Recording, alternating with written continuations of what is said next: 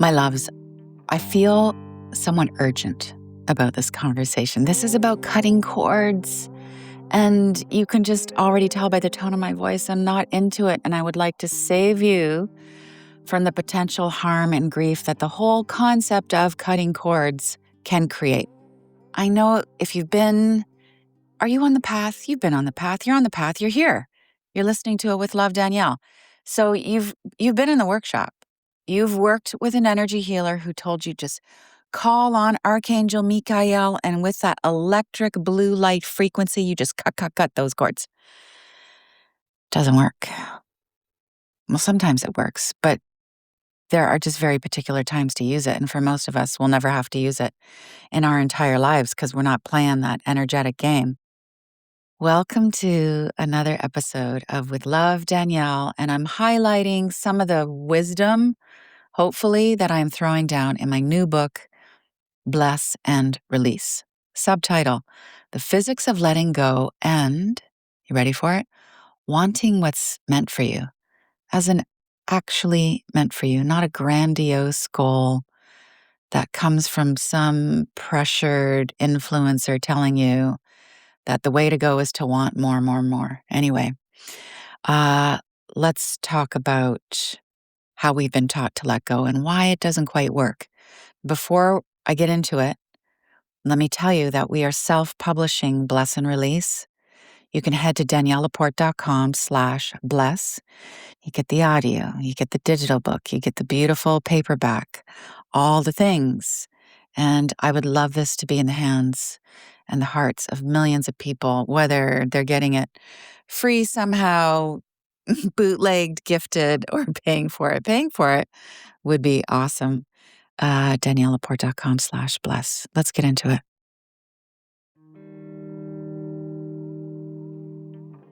Should we start with some quantum mechanics? We should. So, entanglement. Entanglement is not just about boundary issues and enmeshment and being loosey-goosey with somebody else. Entanglement is an actual physics, scientific phenomenon that happens when two little itty-bitty particles, get connected in such a way that, and here's the actual definition, the state of one particle instantly influences the other.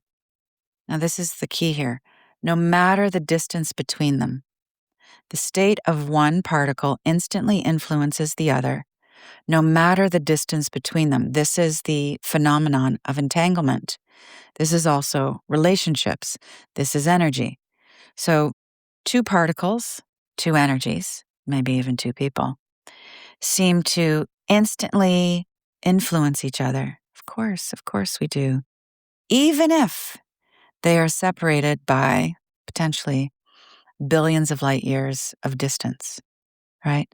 So this is a beautiful metaphor, if I do say so, for our human bonds. Energetically, we become entangled. It's a good thing. Entangled with others through love, through trauma, through shared experience, through just sitting on the bus together, let alone making out, let alone family of origin stuff. Entanglement is not inherently a bad thing. I think what happens a lot is we hear entanglement and we think enmeshment, and they can be the same. They're actually different. Okay, so connections are not inherently bad. Trauma-related connections, no fun. But what becomes even more negative and arduous and more of a hassle is what happens when we try to sever the traumatic connections and we create more turbulence. We can also try to effectively sever negative connections and create more healing. But the operative word here is sever.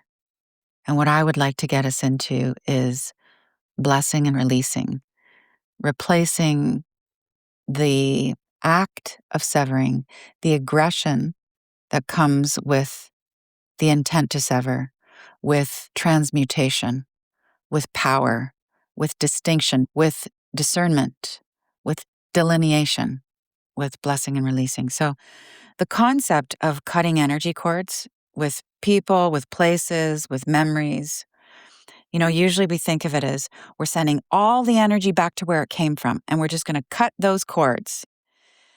And this practice, it can be a really powerful remedy for imbalances. It really can help us more effectively protect ourselves. But mostly, no. You cannot let go of something that you are aggressively trying to let go of. You can't let go of something that you're aggressively trying to let go of. It's like gripping and shaking something that you actually want to put down. You see? Okay, let's talk for a second about the times when you do have to cut the cords and be intense about it, like mofo intense, okay? There are going to be times, possibly not for all of us, not all lifetimes, when you are going to have to just go full on sorcerer. You are just going to be wizard. You're going to invoke your guardians. You're going to have unwavering fierceness, and you must cut the energetic ties to anything and everything, whatever has been menacing you. There are such initiations. But even then, that expression, that form of spiritual warriorship calls for a balanced, grounded approach. Spiritual warriors do not go into combat in a blind rage. Blind rage. You need to have a 360-degree view. Here's the energetics of that. The darkness loves a good fight.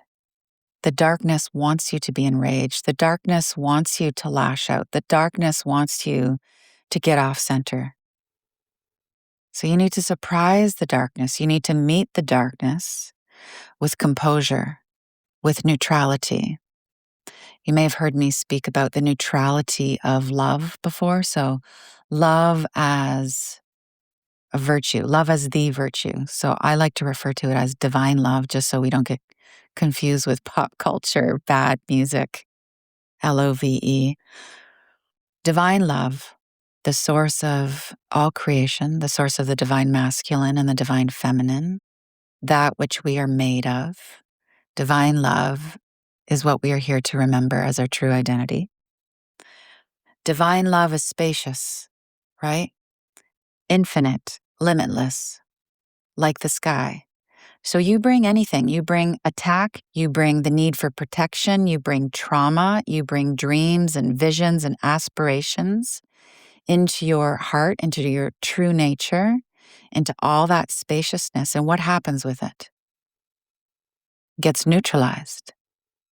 So the heavy stuff that you bring into your higher consciousness, into your heart, becomes lighter. And the visionary stuff that you bring into your heart center, into the seat of your soul, also becomes lighter. Whatever you bring into your heart, whatever you gaze upon with love, has its frequency raised. So it becomes neutralized in that it's not clingy, it's not needy, it's not fearful, it's not aggressive. It melts into the spaciousness, becomes neutralized. A neutralized state, you could also call it groundedness, clear seeing, consciousness, looking through the lens of love, divine light, divine love, divine power, is the opposite energy of aggressively cutting cords, of reactivity, of hostility, of fear-based lashing out, of being over-emotional, of being just triggered and thinking you need to just hack things away. It's not good. So back to surprising the density and the darkness with your composure, with your alertness, with your neutrality. In the rare times when you gotta cut cords, you must approach your cord cutting as this duty of right action. So You were severing ties with an energy, with a circumstance, with a person. Persons are just forms of energy on behalf of the good of all, for the good of you, for the good of your family, your loved ones, your business, your past, your present, and future, for the good of them, because severing ties with them, the intention for right action, returns them to source. It has them deal with their own karma for the good of all. So let me say that again. We sever ties. We only sever ties for the good of all. And that good includes whoever and whatever we are severing ties with. This includes going no contact, although I do hear a lot in the personal development atmosphere. There's so much more conversation about people going no contact with family members, and I think we're going a little overboard with it. I think that approach to boundaries, which can be so healthy, so required, so very much a part of being a spiritual adult, can cross over into this toxic side of becoming barriers. And we're going through life gripped by hostility and resentment. And underneath all of that, anger is just grief of our unmet needs. And if we can get to that soft place around the grief of our unmet needs, then everybody grows. So here's my bottom line. I feel that for the majority of our angsty, unpleasant entanglements, the aggressive act of cutting cords can actually make things way more messy than they need to be. And that blessing and releasing is what makes for a clean exit. And one of the ways I came to this conclusion, other than Hermetic philosophy and working with a metaphysical practitioner and breakups and breakdowns and litigation and all those things of life getting really lifey and initiatory, is that when I remember actually being in a park. I was walking through, what was that? McPherson Park in Vancouver, and I was cutting cords with somebody I was in a breakup with. And I did what I was told to do. I invoked the energy of Archangel Michael, and I even got more specific. Apparently, it's pronounced Michael, Archangel Michael, and your legions of angels. Come down with your great sword of electric blue light and cut cords. And the visual I had was all of the cords connecting between myself and the other person. The cords would get cut. And it was like those electricity plugs that are plugged into Neo in the Matrix. When Neo in the movie The Matrix, he's in the pod. He wakes up and he's in all that kind of like amorphous gel goop slime. And he unplugs himself. It's like really kind of, oh God, uncomfortable because it leaves those gaping holes. And I could see that between myself and the other person. Cords are being cut. But I could see that the cords were still dangling off of each of us. And it just felt so raw and hostile and a little bit violent. And I still had healing work to do to integrate that kind of manky tendril that was still hanging off me. It just didn't feel good. And all that energy of being so intense and seeing myself with a sword and the intensity of invoking and the cutting. It's cutting. I just grew out of it. I just got to I am not into this. You know what I'm really into now? The centering practice. Yeah. So if this is your first exposure to the centering practice and the whole world of bless and release, if you have not gone to purchase the audio and the digital book and 10 copies for all of your friends, let me set you up for this. And then everybody who's been in the orbit for a while, we're going to do a centering practice right now.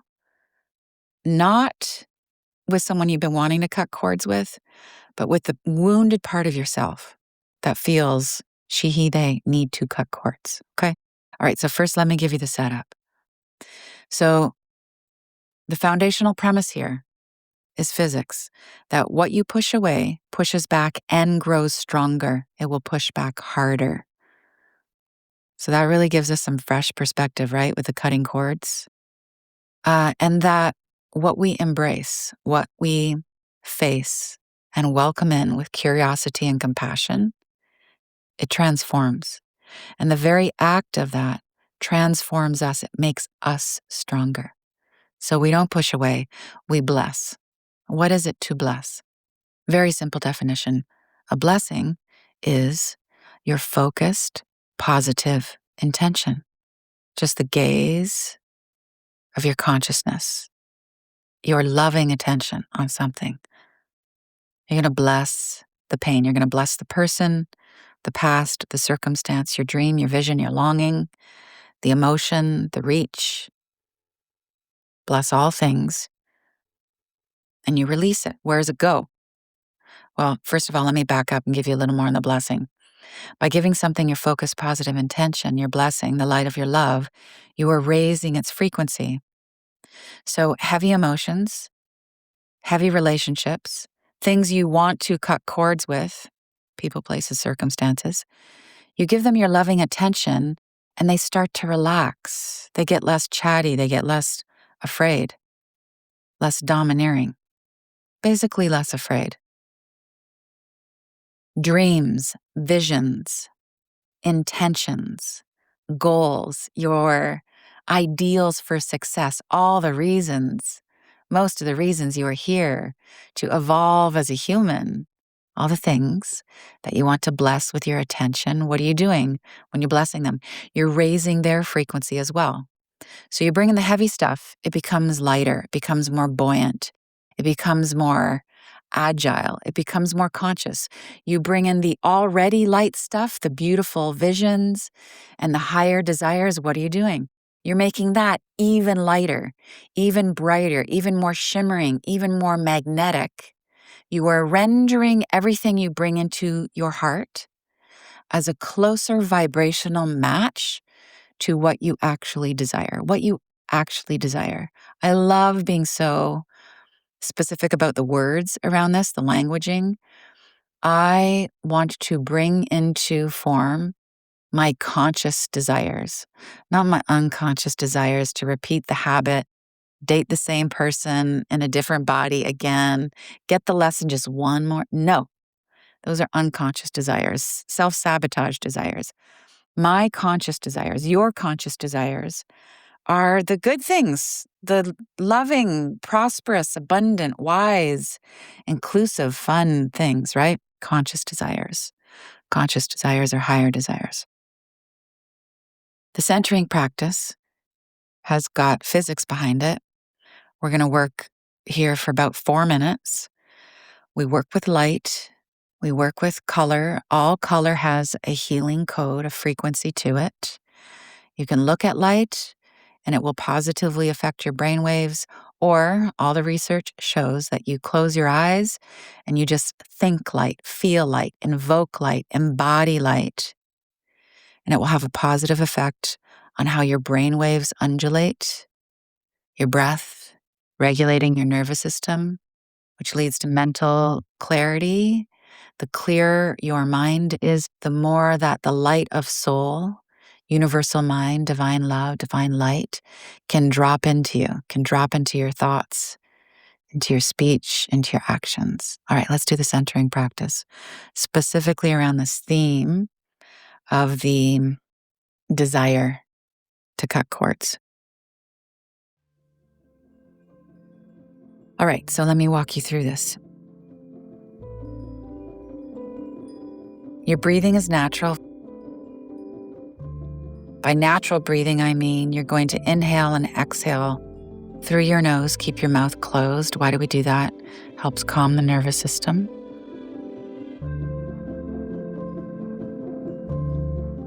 Then bring to mind one really positive memory or recollection or something or someone or a place or a quality that you love. How much you love love, how much you love gratitude, how much you love spring, how much you love your favorite person, your favorite place. You just helping the mind just chill out and relax.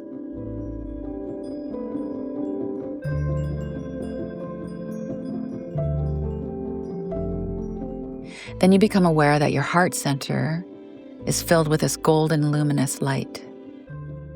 It's this quality of unconditional friendliness. Breathing's natural. Your heart is aglow.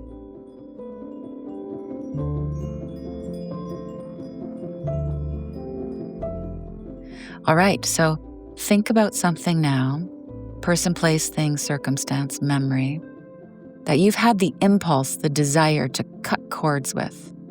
You feel an inclination for an aggressive pushing away, an annihilation, a never againness. You got that in your mind? You could see it as a face, as a symbol, as a word. You could see it as a moment, an incident, a situation of communication, and just narrow it down to one aspect, okay? So not the whole situation or the whole relationship or years of aggression, trauma, wanting to let go, just like one aspect of it. It's like we're just weaving gold threads here. So you got the one aspect, keep it really simple. Bring that into the center of your heart that is shimmering with gold light. However you want to see it, it's sitting in the center of your heart.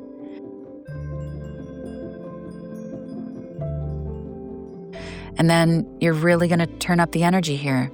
Be the energy worker. This is you being the healer. You bring in the full spectrum of light, the rainbow, the prism of light.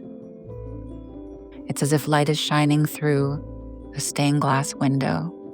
So everything is really translucent. So we've got those fuchsias, those really rich pinks, those light orange, like a peach tone. This is the color of forgiveness, by the way.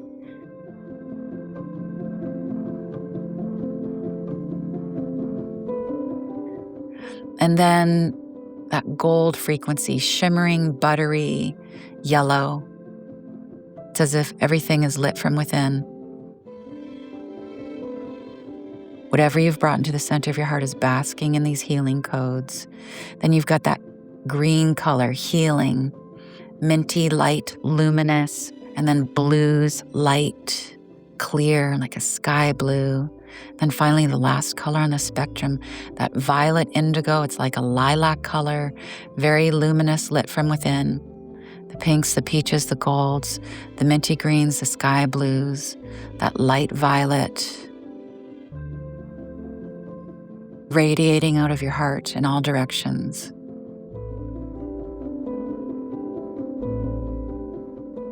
What you have used your free will, your consciousness to bring into your heart center for healing, it's basking in those codes. Let it rest. Let it relax. We're not thinking. This is beyond mind. This is energy work. Centering. Take a few more deep breaths.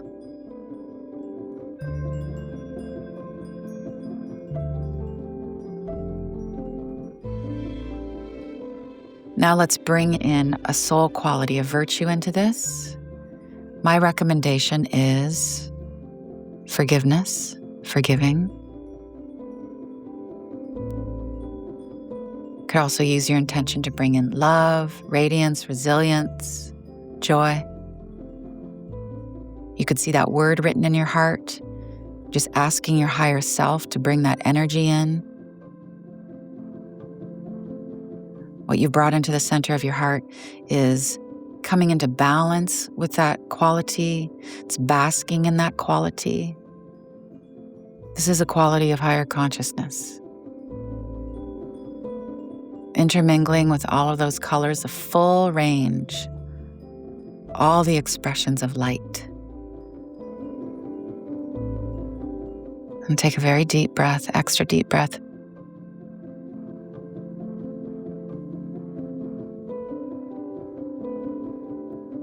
Complete the practice with gratitude. I'm so grateful that you're here. We're grateful for light, for the higher guidance, for our souls, for the vastness of our hearts, and for the full range of the rainbow, that light spectrum. that heals all and everything.